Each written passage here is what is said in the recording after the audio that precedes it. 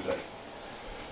The soldiers, airmen, marines, and sailors that comprised the mighty United States military can be called the greatest military on the face of the earth.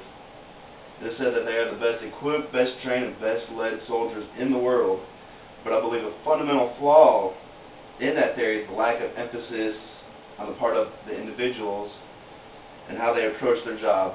Guerrilla forces have long had a history of success against superior numbers and superior technology. From Palestine to Vietnam, from Iraq to Afghanistan, we are facing unconventional war, and the way to victory, I believe, is between the ears of the soldier on the ground. From the lowest private to the Secretary of Defense, it is essential that we alter the way the war in Afghanistan is perceived by those fighting it. Lynn McCain hit it right on the head when she said that there is a larger effort within the Department of Defense for language studies and cultural awareness. There's a lot more emphasis. It started with the global war on terror.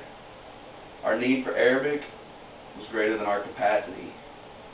I'm such a strong proponent of cultural awareness in war zones that I'm going to spend the next couple minutes preparing you for what dangers one will face in Afghanistan. To begin with, we're going to take a brief look at the chronological timeline of the history in Afghanistan, which dates back thousands of years before the birth of Christ and the foundation of Islam with Muhammad. Back 3000 BC, the first urban dwellings are found in Afghanistan. In 2000 BC, Kabul was established as the capital.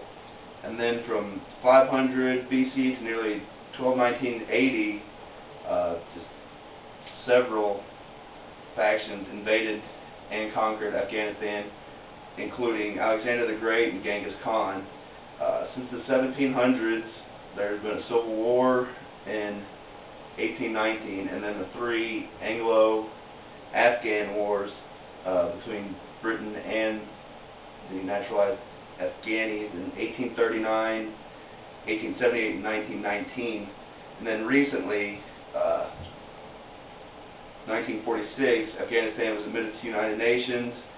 1992, the communist regime collapsed, and then in 2001, America invades to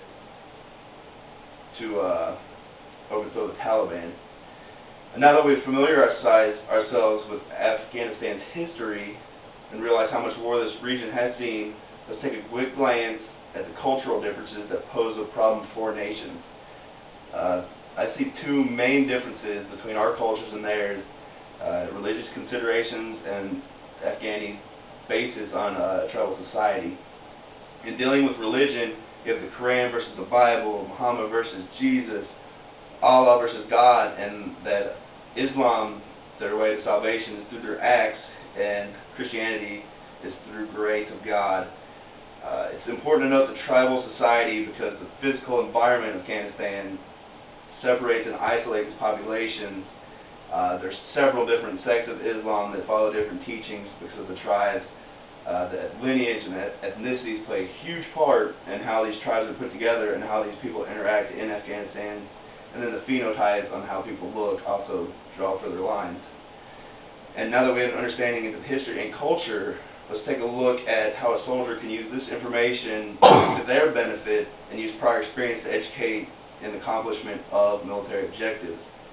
And then for this, the basis is Operation Anaconda, which occurred in the Shahakot Valley in March of 2002, and it gives an excellent example of how to use this information to our benefit.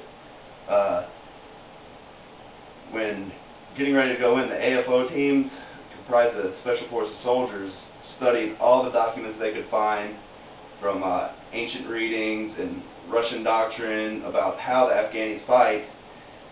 They used local leaders that would to lead other local populations to join in the fight on the side of the Americans, and then they took this time to study the area and the culture right there to gain an advantage.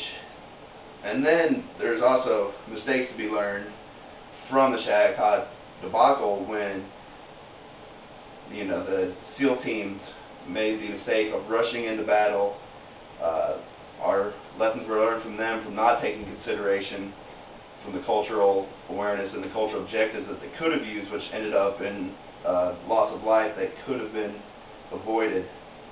And the lessons that could be gleaned from Operation Anaconda in Shattuck Valley of Afghanistan highlight the need for greater understanding of the environment soldiers will be fighting in.